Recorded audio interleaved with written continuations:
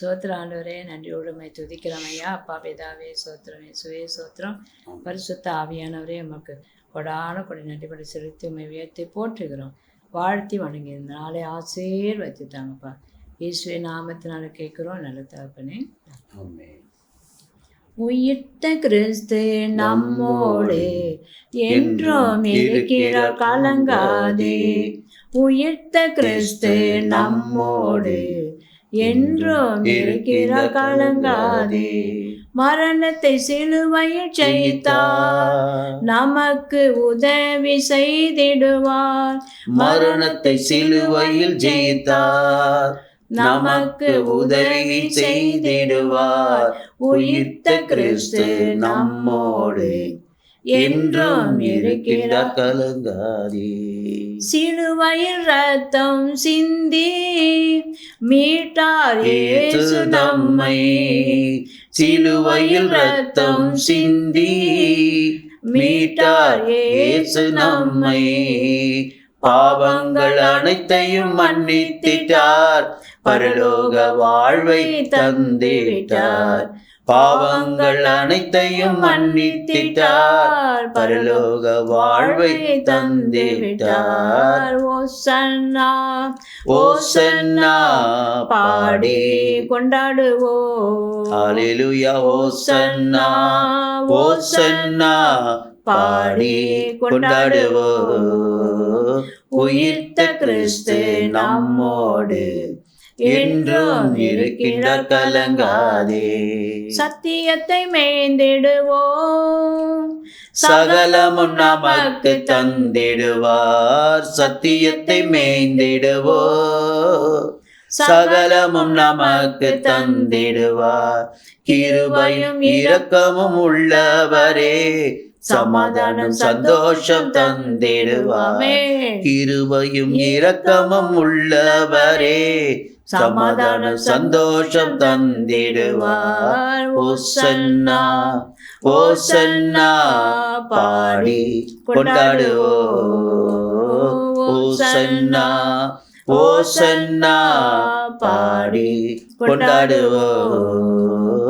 உயிர்த்த கிறிஸ்து நம்மோடு என்றும் இருக்கின்றார், கலங்காதே. மாமிச சிந்தை மரணம், ஆவியில் சிந்தை உயிர்ப்பு. மாமிச சிந்தை மரணம், ஆவியில் சிந்தை உயிர்ப்பு. சீக்கிரம் வந்திடுவார், முகமுகமாய் தரிசிப்போம். சீக்கிரம் வந்திடுவார், முகமுகமாய் தரிசிப்போம். ஓசன்னா ஓசன்னா பாடி கொண்டாடுவோம். ஓசன்னா ஓசன்னா பாடி கொண்டாடுவோம். உயிர்த்த கிறிஸ்து நம்மோடு என்றும் இருக்கின்றார், கலங்காதே. சோத்திரம் அப்பா. உயிர்த்த கிறிஸ்து நம்மோடு இருக்கிறார். அல்லேலூயா. சமாதானத்தை சந்தோஷத்தை நமக்கு தந்திருக்கிறார். நிலுவையில் அவர் ரத்தம் சிந்தினால் நம்ம பாவத்தை எல்லாம் மன்னித்து பரலோக வாழ்வுக்கு நம்மை அல்லேலூயா ஆயத்தப்படுத்தி கொண்டிருக்கிறார். அதுக்காக சகலத்தையும் நமக்கு செய்து முடித்த தேவன், கிருபை உள்ளவர், இரக்கம் உள்ளவர், சமாதானத்தை சந்தோஷத்தை கொடுக்கிற தேவன் நம் தேவன். இப்போதும் கூட வேதனையோடு கலக்கத்தோடு இந்த காரியம் எப்படி நடக்குமோ என்று திகைத்து போய் அமைந்திருக்கிற பிள்ளைகளுக்கு இப்போது கர்த்தர் சொல்கிறார், நான் உனக்கு சமாதானத்தையும் சந்தோஷத்தையும் தருவேன் என்று கர்த்தர் சொல்கிறார். கர்த்தரை நேசிக்கிறவர்கள் ஒருபோதும் துக்கம் அணுகவே அணுகாது. கர்த்தரை தெய்வமாய் கொண்டிருக்கிற ஜனம் பாக்கியம் பெற்றவர்கள் என்று கர்த்தர் சொல்கிறார். அல்லேலூயா. இப்போதும் கூட படிக்கிற பிள்ளைகளுக்காக நாம் ஜெபிப்போம். படிக்கிற பிள்ளைகளுக்கு நல்ல ஞானத்தை தாங்க, பாதுகாப்பை கொடுங்க. வாலிப பிள்ளைகளை இரத்த கொட்டைகளை மூடி மறைத்து கொள்ளுங்க ஐயா. சினிமா மோகத்தினால அப்பா பிள்ளைகளுக்கு கெட்டு சிறந்து போகாதபடி ஆண்டவரே பிள்ளைகளுக்கு பாதுகாப்பை கொடுக்கும்படியாக ஜெபிக்கிறோம் ஐயா. போதை வஸ்துக்கு அடிமையாகாதபடி பிள்ளைகளுக்கு ஆண்டவரே நல்ல ஞானத்தை கொடுத்து நடத்த முடியாது ஜெபிக்கிறோம். கிராமங்களுக்காக ஜெபிக்கிறோம். அநேக கிராமங்கள் ஆண்டவரே அப்பா இருக்கிற மக்கள் ரட்சிப்பில் வரணும். விளைச்சல்களை ஆசீர்வதியும், விவசாயி ரட்சிங்க. அல்லேலூயா. கிருபை சூழ்ந்து கொள்ளட்டும், சத்தியத்தை அறியட்டும், சத்தியம் அவர்களை விடுதலை ஆக்கட்டும். இந்த நாளில் கூட வார்த்தை ஆண்டவரே அப்பா பிள்ளைகளுக்கு ஆசீர்வாதமாக இருக்கட்டும். அதை கேட்டு நடக்க தேவன் அனுகிரகம் செய்து இயேசுவின் நாமத்தை கேட்கிறேன் நல்ல தகப்பனே. ஆமென். ஆமென். பிரியமானே, ஆண்டவராக இயேசு கிறிஸ்து பூமி அனைத்துக்கும் ராஜா. ஆமென். எல்லா தேசத்துக்கும் ராஜாக்கள் இருப்பார்கள் இல்லைங்களா? பிரசிடென்ட் இருப்பாங்க. ஆனால் கர்த்தருக்கு ஸ்தோத்திரம், நம்ம இயேசப்பா மாத்திரம் உலகத்துக்கே என்னவா இருக்கிறாரு? ராஜாவா இருக்கிறார், தலைவராக இருக்கிறார். இந்த உலகத்தின் தலைவரே அவர் தான். அவர் நம்ம குடும்பத்தின் தலைவராக இருக்கிறார். எத்தனை ஸ்லாக்கியம், எத்தனை பாக்கியம் பாருங்க. அல்லேலூயா. இப்போ அவர் நம்மளை பார்த்து என்ன சொல்றாருன்னா, யோவேல் தீர்க்கதரிசி புத்தகத்தில் 1வது அதிகாரம் 13வது வசனத்தில், தொண்டர்களே, என் தேவனுடைய தொண்டர்களே என்றார். ஏசப்பா சொல்றார், என் தேவனுடைய தொண்டர்களே. நம்மெல்லாம் ஆண்டவருக்கு என்னவா இருக்கிறோம்? தொண்டர்களாக இருக்கும். தொண்டருடைய வேலை என்னது? தலைமை என்ன சொல்லுதோ அதை செயல்படுத்துறது தான் தொண்டருடைய வேலை. அல்லேலூயா. அதாவது தலைமைக்கு நம்மலாம் ஃபேன்ஸு, வேற ஒன்றும் இல்லை. அவரை சார்ந்திருக்கிறவர்கள். அப்போ ஏசப்பா என்னவா இருக்கிறார்? தலைவராக இருக்கிறார். தொண்டர்களாகிய நாம் என்ன செய்யணும் அப்படின்றது அவர் சொல்றாரோ அதை நம்மலாம் என்ன செஞ்சாகணும்? செஞ்சே ஆகணும். அவருக்கு என்ன நம்மகிட்ட அப்படி விருப்பப்படுறாரு, நம்மகிட்ட என்ன எதிர்பார்க்கிறார் அப்படின்னு கேட்டிங்கன்னா, ஒருவரும் கெட்டு போகாமல், என்னவா? ஒருவரும் கெட்டு போகாமல் எல்லோரும் நித்திய ஜீவனை அடைய வேண்டும். அதுக்கு தான் நம்மளை எதிர்பார்க்கிறார். அவருடைய ரத்தம், அவர் சிந்தின ரத்தம், ஒரு சொட்டு ரத்தம் கூட என்ன செய்யக்கூடாது? வேஸ்டாக போகக்கூடாது. அவர் வருகையில் எல்லாரும் ரட்சிப்பை பெற்றுக்கொள்ள வேண்டும். அந்த வேலையை நிறைவேற்ற வேண்டியதுதான் யாருடைய வேலை? தொண்டர்களாகிய கிறிஸ்தவர்கள் என்று சொல்லிக் கொள்ளுகிற நம்முடைய வேலை. அல்லேலூயா. அப்போ என் தேவனுடைய தொண்டர்களே அவர் சொல்றார். சொல்லிட்டு நீங்கள் எல்லோரும் உள்ளே பிரவேசித்து ரெட்டெடுத்துள்ளாய் தங்குங்கள். அப்போ நாம் என்ன செய்யணும்? சபை மக்களாக கூடணும். எல்லாரும் தொண்டர்கள்லாம் ஒன்றா சேர்ந்து என்ன செய்யணும்? உபவாசம் பண்ணணும். அப்புறம் தொண்டர்கள்லாம் ஒன்றா சேர்ந்து மீட்டிங் போட்ட மாதிரி குழுக்கள் வரல சொல்லிங்களா? குழுக்களாக இருந்து என்ன செய்யணும்? உபவாசம் பண்ணணும். அதுக்கப்புறம் நம்ம குடும்ப தலைவர் அவர் தானே. அப்போ நாமளாம் தொண்டர் தானே. அந்த குடும்பத்தில் இருக்க அத்தனை நபரவே தொண்டர் தானே. யோசுவா சொல்ற, நானும் என் வீட்டாரோ என்றால் கர்த்தரையே சேமிப்போம். அப்போ குடும்பமாக என்ன செய்யணும்? ஒரு நாள் நம்ம உபவாசம் பண்ணணும். அல்லேலூயா. முதல்ல சபை கூடுதலில் இருக்கிற உபவாசத்தில் கலந்துக்கணும். அப்புறம் குழுக்களாக நம்மளா வந்து நியமித்து, அல்லேலூயா, ஊழியக்காரெலாம் ஒன்றா சேர்ந்து வீடுகளில் என்ன செய்யணும்? உபவாசம் பண்ணணும். அப்புறம் குடும்பமாக என்ன செய்யணும்? உபவாசிக்கணும். அப்புறம் தனிமையாக உபவாசம் பண்ணணும். தனித்து என்ன செய்யணும்? ஜெபிக்கணும். அல்லேலூயா. அப்போ சபை ஜெபம் இருக்குது, குழுக்களாக சேர்ந்து ஜெபிக்கிற ஜெபம் இருக்குது, குடும்பமாக ஜெபிக்கிற ஜெபம் இருக்குது, அடுத்தது தனிமையாக ஜெபிக்கிற ஜெபமும் இருக்குது. அல்லேலூயா. ஆக மொத்தத்தில் நம்ம என்ன செய்யணும்? தலைவர் என்ன விரும்புகிறாரோ அதை செயல்படுத்தணும். கர்த்தருக்கு ஸ்தோத்திரம். அப்போ தலைவர் பார்த்துட்டோம், தொண்டர் பார்த்துட்டோம். இப்போ அவருடைய நாம் என்ன செய்யணும்? எல்லா இடங்களிலும் பிரஸ்தாபப்படுத்தப்படும். எல்லா முழங்கால்களும் அவருக்கு முன்பாக முடங்கணும். எல்லா நாவுகளும் அவரை அறிக்கை செய்யணும். எல்லா உதடுகளும் அவரை துதிக்கணும். இதான் அவருடைய வேலை. இதை செய்ய வைக்கணும். அல்லேலூயா. அப்படின்னா என்ன அர்த்தம்? அவருடைய நாமத்தை பிரஸ்தாபப்படுத்துவது. ஏதோ ஒரு கட்சி, அது எந்த கட்சியாக இருக்கட்டும், ஒரு இடத்துல இந்த கட்சிக்கு தாங்க ரொம்ப மதிப்பு, இங்கே இருக்கிற ஜனங்கள்லாம் இந்த குறிப்பிட்ட கட்சியை தாங்க எல்லாருமே நிறைய பேர் இருக்கிறாங்கன்னு சொல்கிறது எப்படி தெரியும்? அங்கே இருக்கிற ஜனங்களுக்கு வீடுக்கு இல்லை என்ன பண்ணுவாங்க? கொடி கட்டுவாங்க. பார்த்துக்கிறீங்களா? அல்லேலூயா. கொடி கட்டினா என்ன அர்த்தம்? அந்த குறிப்பிட்ட கட்சியினுடைய கொடி கட்டுறாங்க இல்லையா? அந்த தலைவர் வராருன்னு சொன்னால் அப்போ கொடி ஏற்றுறாங்க. அதே போல் நாம் ஆண்டவருக்கு என்ன செய்யணும்? கொடியேற்றணும்.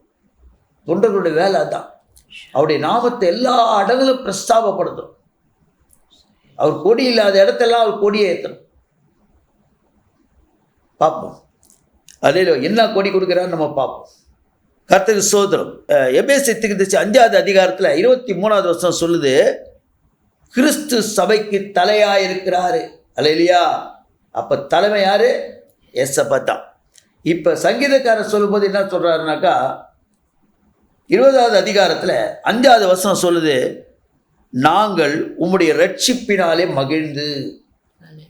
நீங்கள் எங்களை காப்பாற்றின்னு வரீங்களே, ஒவ்வொரு நாளும் நான் நிற்பதும் நிர்மூலமாகாமல் இருக்கிறது கிருபைன்னு கர்த்தராவை உங்களை ருசித்து பார்க்குறோம் இல்லை? அதனால் பாருங்கள், நாங்கள் உமது ரட்சிப்பினால மகிழ்ந்து எங்கள் தேவனுடைய நாமத்திலே கொடியேற்றுவோம். கொடியேற்றணும். அவருடைய நாமத்தை என்ன செய்யணும்? எல்லா இடங்களும் பிரஸ்தாபப்படுத்தணும். அதே சங்கீதக்காரர் எதிர 60வது அதிகாரத்தில் 4வது வசனம் சொல்லுது, சத்தியத்தின் நிமித்தம் ஏற்றுபடியாக. சத்தியத்தின் நிமித்தம், சத்தியத்தை அறிவீர்கள், சத்திய விடுதலையாகும். இந்த வேதத்தின் நிமித்தம், வார்த்தையின் நிமித்தமாக ஏற்றும்படியாக உமக்கு பயந்து நடக்கிறவர்களுக்கு, எல்லாருக்கும் இல்லை, அவருக்கு பயந்து உண்மையான தொண்டனாக இருக்கிறான் பாருங்க, என்ன சொல்லிங்களா, நடக்கிறவர்களுக்கு ஒரு கொடியை கொடுத்தீர். நமக்கெல்லாம் என்ன செஞ்சிருக்காரா? அவருக்கு பயப்படுறவங்க எல்லாரு கையிலும் ஒரு கொடியை கொடுத்துருக்கிறார். ஹல்லேலூயா. வசனம் சொல்ல, நான் சொல்ல, சத்தியத்தின் நிமித்தம் ஏற்றபடியாக உங்களுக்கு உமக்கு பயந்து நடக்கிறவர்களுக்கு ஒரு கொடியை கொடுத்தீர்.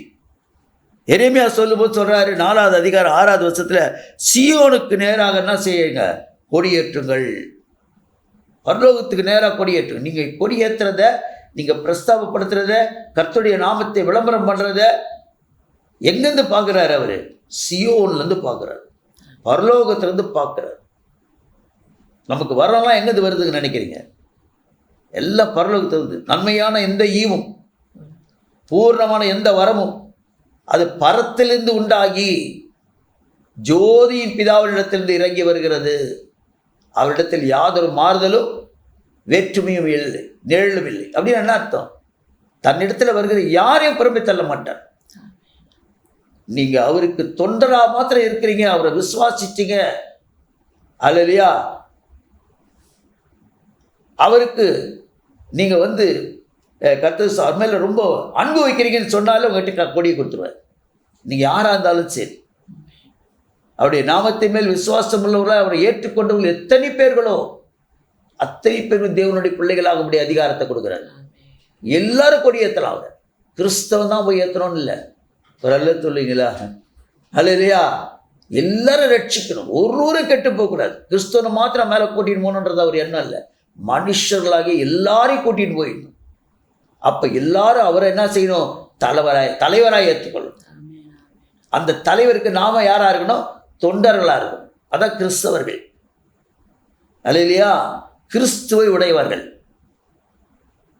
வார்த்தையை உடையவர்கள், அபிஷேகம் பண்ணப்பட்டவர்கள். அல்லேலூயா. கிறிஸ்துவ என்ன அர்த்தம்? கிரேக்க மொழி. எபிரேய மொழியில் அதுக்கு மெஸ்ஸியா. தமிழில் அதுக்கு என்ன அர்த்தம்? அபிஷேகம் பண்ணப்பட்டவர். யாரெல்லாம் அவர் அபிஷேகம் பண்ணி வச்சுக்கிறாங்களோ அவங்க கையிலெல்லாம் என்ன கொடுத்துறாரு? ஒரு கொடியை கொடுத்துறாரு. நீ போய் என்ன செய்? கொடி ஏற்று. ஒரு அல்ல சொல்லிங்களா? எரேமியா தீர்க்கதரிசி 51 12வது வசனம் சொல்றாரு, பாபிலோன் மதில் மேல் கொடியேற்றுங்கள். அல்லேலூயா. பாபிலோன் மதில் மேல், பாபிலோன் தேசகுத நேபுகாத்நேச்சார், அல்லேலூயா, அந்த ராஜாக்கு மத்தியில் ஏசப்பா நாமத்தை கொடியேற்று. அந்த மதில் மேல் என்ன செய்ய? என் நாமத்தை பிரஸ்தாபப்படுத்து. கர்த்தருக்கு ஸ்தோத்திரம். அல்லேலூயா. சும்மா இருக்காது. சரி, கொடின்றீங்களே என்ன? அல்லேலூயா. இன்னொன்று கூட இருக்குது. எரேமியா 50 2வது வசனம் சொல்ல, இதை மறைக்காமல் கொடியேற்றி விளம்பரம் பண்ணுங்கள். மறைச்சிடாதீங்க. அவருடைய நாமத்தை என்ன செஞ்சிடாதீங்க? சொல்லாமல் இருந்துடாதீங்க. மலை மேல் உள்ள பட்டினம் மறைந்திருக்க கூடாது. அல்லேலூயா. விளக்கு தண்டின் மேல் என்ன செய்யணும்? விளக்க வைக்கிறோம். மரக்காலை போட்டு மூடக்கூடாது. கர்த்தருக்கு ஸ்தோத்திரம். மரக்கால்னா என்னங்க? வியாபாரம். மரக்கால்னா படி உழக்கு அந்த காலத்தில் சொல்லுவாங்க மரக்கால். அல்லேலூயா. இதெல்லாம் மனசுக்கு மன இருதயத்தை வச்சுக்கின்னு ஏசப்பா நாமத்தை என்ன செய்யாத, விளம்பரம் பண்ணாமல் விட்டுறாத, மறைக்காத, விளம்பரம் பண்ணுங்கள்ன்ற.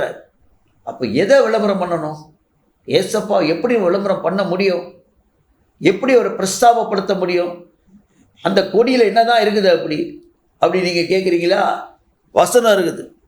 உன்னத பாட்டு 2வது அதிகாரம் 4வது வசனத்தில் சொல்கிறது, என் மேல் பறந்த அவருடைய கொடி நேசமே. வேற ஒன்றும் இல்லை. அல்லேலூயா. என் மேல் பறந்த அவருடைய கொடி என்னவா? நேசமே, அன்பு. அவர் அன்பாகவே இருக்கிறார். அல்லேலூயா.